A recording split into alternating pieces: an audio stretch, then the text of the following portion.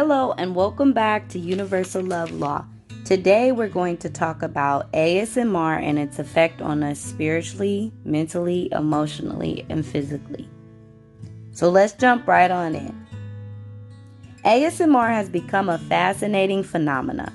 The pleasure one feels from seeing others tapping, chewing, whispering, cracking, scratching, etc. causes one of two bodily responses. The first chemical response to autonomous sensory meridian response, aka ASMR, is causes a release of oxytocin in the brain. And for those of you guys who don't know what oxytocin is, it's a chemical response. It's released into the brain. It's a chemical our brain naturally has created, develops, and it's released during certain times. So these are hormones that are associated as the love hormone, and it's released during people bonding or pairing when trust is established. Eye contact releases oxytocin, giving birth, intimacy, attachment, maternal love, generosity, social recognition, social memories, and it promotes ethnocentric behaviors, okay? Also, people who are autistic have less deficiency during the release of oxytocin. That's why a lot of oxytocin is put inside of medicine for autistic people. So it's very important to note that during ASMR, people are getting a release of oxytocin in the brain, which is causing that connection to those sounds and sensations. And these are for the people who like it, right? Now, the other chemical reaction that is activated during the sound and sensation of ASMR is for the people who absolutely dislike ASMR. And this is when the release of epinephrine is released into the brain. So, this is also known as the fight or flight. So, let's talk about epinephrine. Epinephrine, the fight or flight chemical that is released in the brain and increases our heart rate, causes shaking, negative emotions, and negative memories to surface. It enhances long-term memory formation. So, epinephrine is basically released during negative emotional experiences in early childhood that creates long-term memory, okay? That is associated to sounds, smells, touches, things that are associated to ASMR.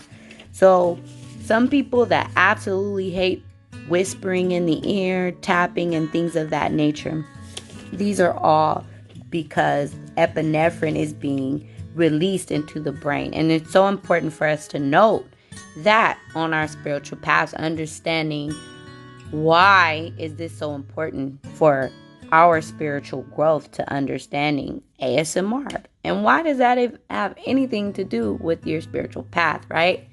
And so let's break that down. So why do human beings have such a polarizing, meaning opposite, right, bodily response to ASMR?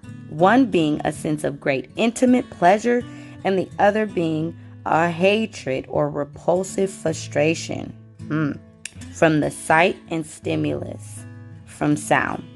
More importantly, what are the positive and the negative effects of ASMR on a person spiritually? Let's take a look at both sides of the coin. So we're going to start off with ASMR and those who love ASMR, how it affects you and what it's doing, okay? The pros and the cons. We're going to start first and foremost with those people who love ASMR. So for those of you who love ASMR, it's a good time to learn about yourself. And for those of you who hate ASMR and want to understand why people love it so much and what are those type of personality traits that person may have, or more about people who like it, like why the heck do they like it, right? Let's stay tuned. So pros, first and foremost, is The ability for one to find a sense of fulfillment and pleasure from the sounds and sensations around them, or from like watching a YouTube video on ASMR, can be very rewarding. So people experience both rewarding and emotional arousal while indulging into ASMR. Remember that oxytocin is being released. So there are also a big connection to musical instruments that are very stimulating to people, and that is also a form of sound related to ASMR. For instance, the Earth is on a frequency of 432 megahertz. And so that sound naturally relaxes us and put us in a state of calmness. So sounds are basically the straightforward relation and correlation to ASMR. And it really stimulates that release of oxytocin.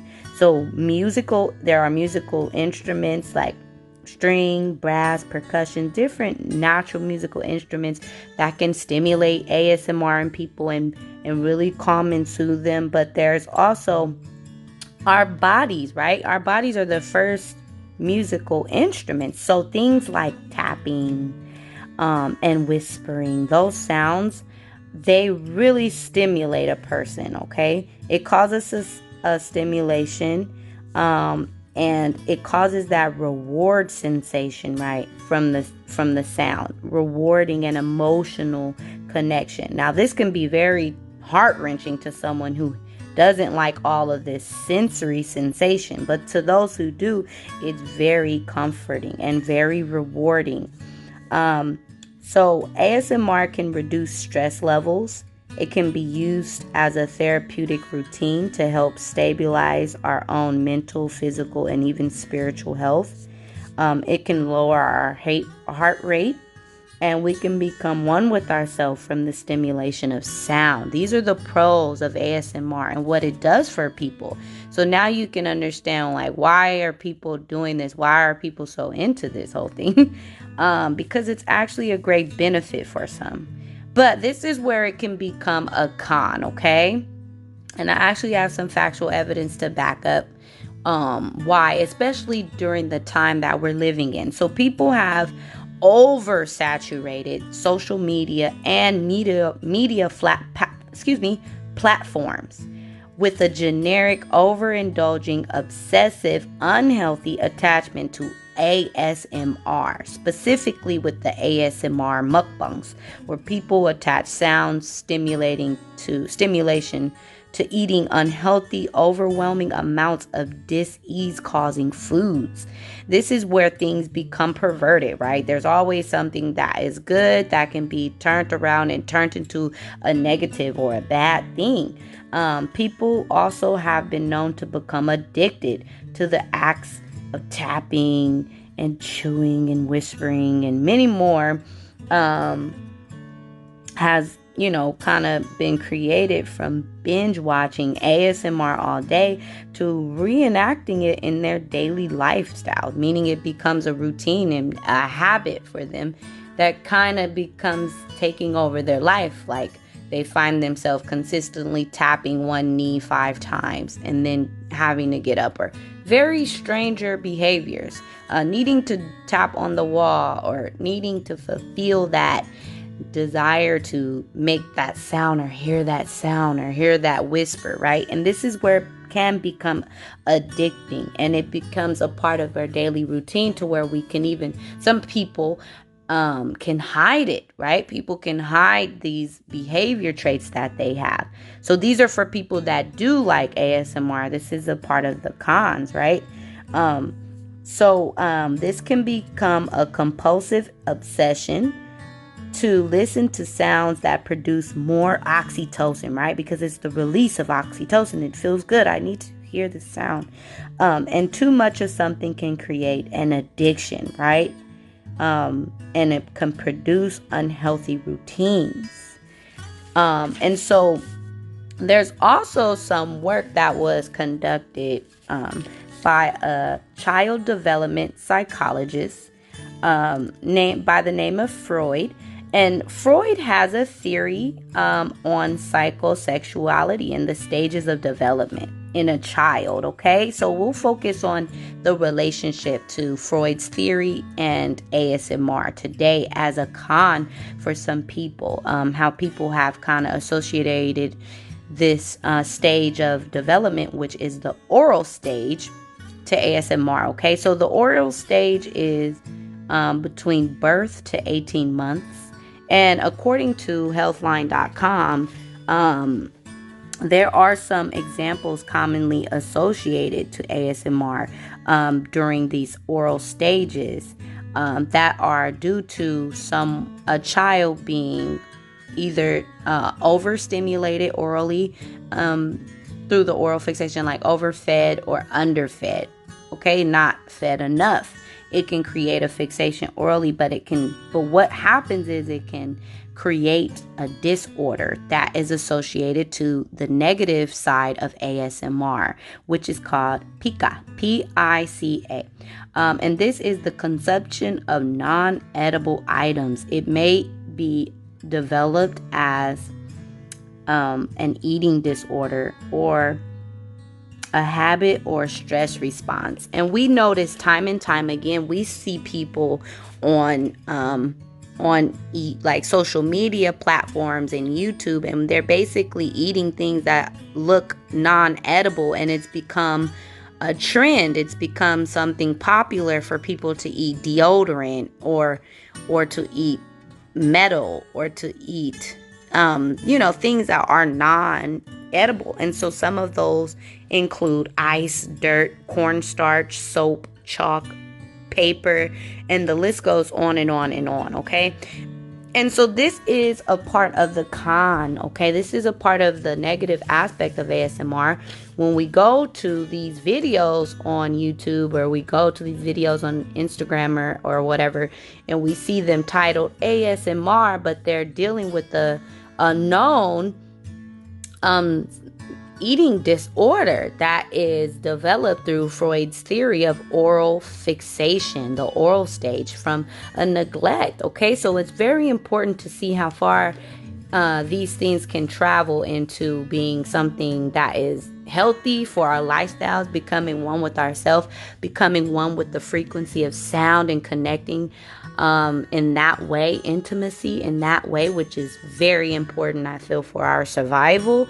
But it also can become an overindulgence that people can take advantage of, and it can become very negative for us in our life. And so it's very important for us to know that. I believe on spiritual journeys, to note that these things like ASMR, if you are into it, it could be affecting you spiritually. So it's very important for you guys to know this. I believe this information is extremely important. So that is basically for those of you who love ASMR. That is the pros and the cons, the good and the bad, the effect on us spiritually and mentally and physically that ASMR can definitely have on us. Now we're going to move into those people who absolutely dislike ASMR, okay? And so people that hate those sensational sounds like tapping, chewing, scratching, scraping, and things of that nature, it is associated with a mental illness, they say, by the name of misophonic. I hope I'm pronouncing that right. misophonic. Misophonic. So the thing about this is, I'm going to talk about characteristic traits with people that have a very strong dislike to ASMR, that might not even know that they have this in them. So people that have this may be known to have negative reaction to sounds like whispering. They may really hate when you whisper in their ear, or they may really hate when another person is eating food and they're like scraping the bottom of their plate. Like they're just easily repulsive towards sounds, and they automatically attach negative notion to sounds. okay? And they have a negative reaction and they can't help it, because remember, what's happening is there's a release of epinephrine in the brain. So this is all chemical, okay? So this is so important for us to understand this about ourselves and others. So these people may have been children who were exposed to sensory exploration early on and either had a bad experience or were never exposed to sensory exploration. Children that never were able to play in the sand or get dirty, or to hear the sounds at the park and just be exposed to things early on, to sensory, earlier on, the five senses, right? Touch, taste, sight, sound, hearing. Oh, that's the same thing, but you know what I mean. So people who are deprived of those early sensory exploration, and or people who were exposed to it and just had a very negative experience with something like that. Those are people who are commonly have that mental disorder, misophotic. So due to and that creates the dislike to ASMR, right? So it can also, people that have this, it could cause a person to feel enraged and angry from those sounds. Like I said earlier, tapping, scratching.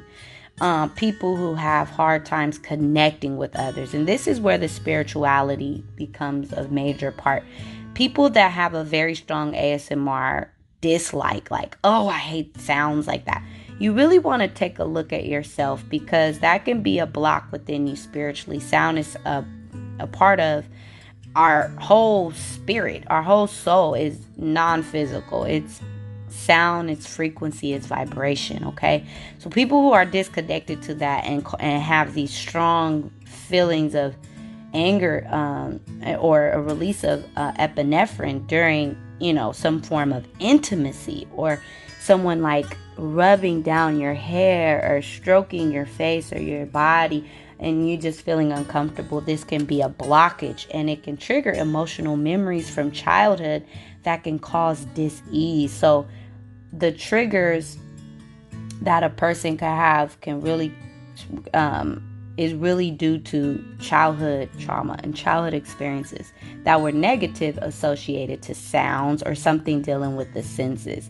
And so what this does is it makes a person kind of emotionally unavailable, or someone who has a challenging or harder time connecting with others. And so it's very important for people to know that if they have this disconnect to ASMR, it can be something even more bigger, that can be affecting a blockage within you. So spiritually, there's a need to do some shadow work and to get to the root of your deep traumas and overcome them by integrating them and accepting, which is not easy. It's not easy to go within and do that shadow work. But these blockages are triggering you for a reason. There's a reason why certain things sounds or really trigger you, and why you can really be upset at another person. Remember, if we're talking about a chemical releasing in our brain, so this is the physical aspect, that's something that it's neurological. So we have to learn how to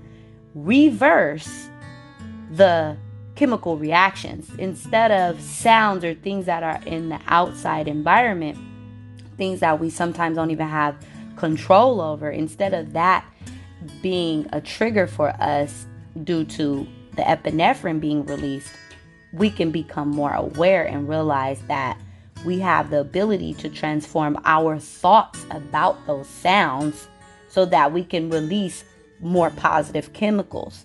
Because remember, the more of a negative chemical that's being released in our mind, the more that is happening, the more stress that we can have into our life. And this shortens a person's life. This causes a lot of trials and tribulations in life, causes a lot of anxiety. It causes a lot of a lack of being able to connect with yourself. And that's why I feel like this topic was very important and why it stood out for me. So there are those people that really, really dislike it. It's very important for you guys to know why and get to the root of that. And you can definitely seek therapy or something where you can talk, and because sometimes we don't even know what happened to us, right? the mind has a very amazing ability to forget traumatic experiences, but those memories are kind of stored in our muscles, and it's stored in our cells and stored in our DNA, to where we don't know why certain sounds may trigger us. We don't know why this is happening, but it is there, and it's a reason. And so it's really important for us to have the ability to do that work. So yeah, let's see. Now, overall, there are pros and cons, of course, to both. People that do not like ASMR, they do have a guard up. They're not as trusting, and they are very protective of themselves. And so it's all about getting a neutral balance. And it's so strange. We're living in a time where ASMR is so popular, right? It's either you hate it or you love it, but we need to know why. We need to get to the root of things and understand and bring some sort or some sense of understanding to the world around us and to phenomena like ASMR and how it affects us, even if it's not directly affecting us, like oh, I don't have a problem with ASMR, I don't care for it, or I do. Even having that understanding, or if you're someone who really don't like it, knowing what that is may cause for you on a spiritual journey, and also with